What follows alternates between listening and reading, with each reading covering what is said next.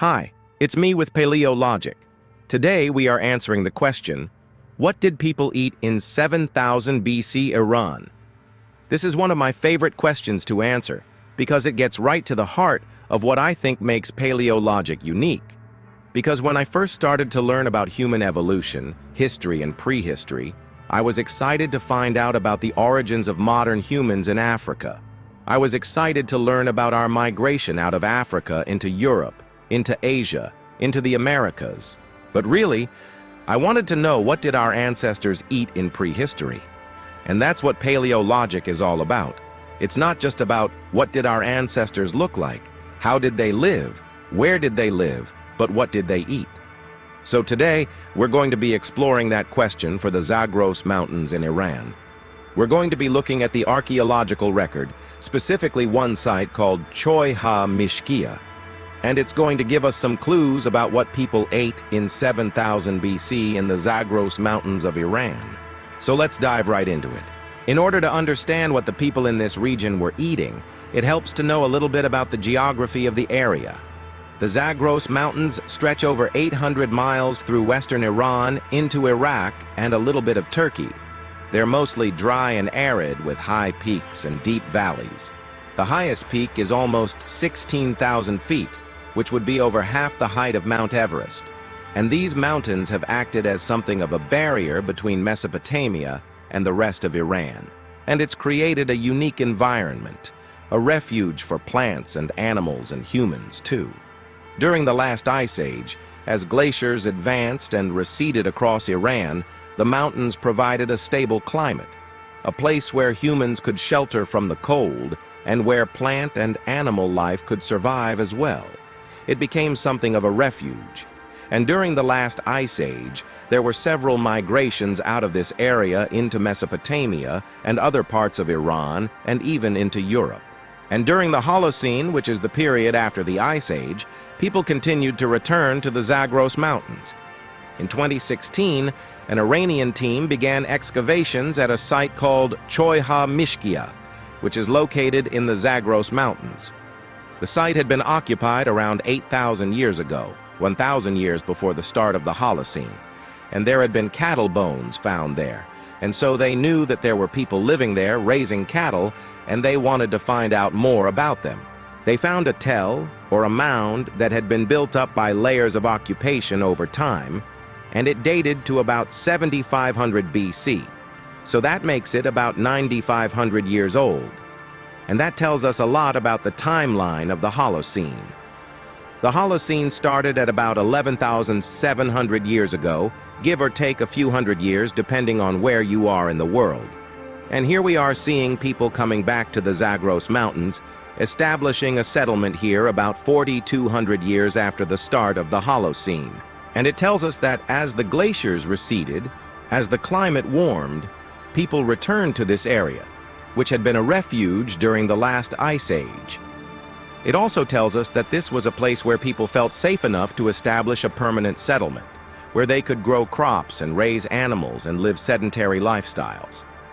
Choi Ha Mishkia was occupied for only about 2 centuries. It wasn't a long occupation, but it gives us a snapshot of what life was like in the Zagros Mountains at the end of the 9th millennium BC.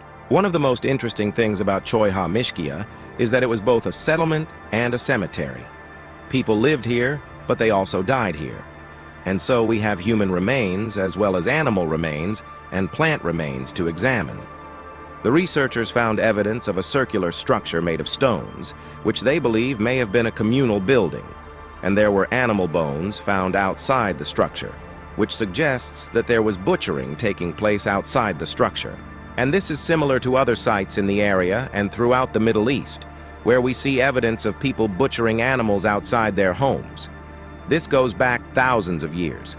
There were even some stone tools found near the bones that may have been used for butchering. The animals that were butchered included sheep, goats, cattle, pigs, donkeys, and deer. And this tells us a few things. First of all, it tells us that these animals were domesticated, except for the deer. So the deer were wild, but the sheep, goats, cattle, and pigs and donkeys were domesticated, and therefore they were raised by the people who lived at this site. Secondly, it tells us that this was a mixed agricultural economy. We often talk about pastoralists versus horticulturalists. Pastoralists are people who raise animals, and horticulturalists are people who grow plants.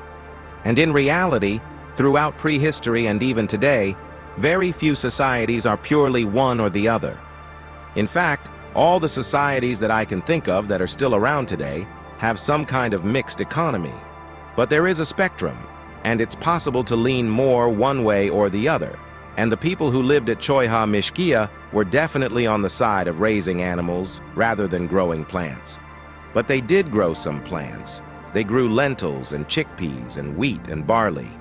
But they weren't growing maize or potatoes or rice or cassava or bananas. Those crops didn't come into cultivation until much later. And the plants that they were growing are the same plants that are used today in hummus and falafel and tabbouleh and other Middle Eastern foods. So there's a continuity there between what people were eating 9,500 years ago and what people are eating today. The animal bones show evidence of being cooked. So these weren't raw meat. These were cooked meats. And they show signs of being roasted and grilled and brothy.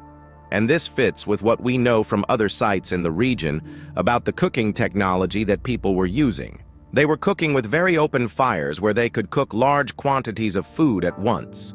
So they would take the leg of a sheep or the ribs of a cow and put it over a fire and cook it slowly and then scrape the meat off the bone and eat it. People also ate the brains of the animals that they slaughtered. And I know that not everyone likes to eat brains, but in prehistory and even today, in many cultures, brains are a delicacy. They're something that's considered a special treat. And this is because brains contain a lot of nutrients, especially protein and fat. When you kill an animal, it's important to use every part because you don't know when you'll be able to kill another animal, and so you might go hungry. And the brain is something that doesn't spoil quickly, and it provides a lot of nutrition. So it's not surprising that people ate them. There were also fish remains. So these people weren't just eating land animals. They were eating fish as well, which tells us that they probably lived near a river or a lake. And this fits with what we know from the geography of the area. There were rivers flowing down from the mountains into the lowlands, and those rivers contained fish. So they were able to catch the fish and eat them. Finally, there were gazelle remains. And gazelles are wild animals. They're not domesticated. And there's evidence that people hunted them. And this fits with what we know about the Zagros Mountains. Even today, there are gazelles that live in the mountains and people hunt them for their meat. So it wasn't surprising to find gazelle remains at this site, but there were no elephant remains. Elephants used to live in Iran, but they disappeared sometime before 7500 BC. And that's one thing that's interesting about archaeology. It's like a detective story. Each layer of sediment is like a clue, and each artifact is a clue, and each bone is a clue. And it tells us something about the past. It tells us that elephants used to live here, but they don't anymore. So if you want to learn more about the past, if you want to learn more about prehistory and human evolution, then please consider subscribing. Thanks for watching. Thanks again to all my supporters for making these videos possible.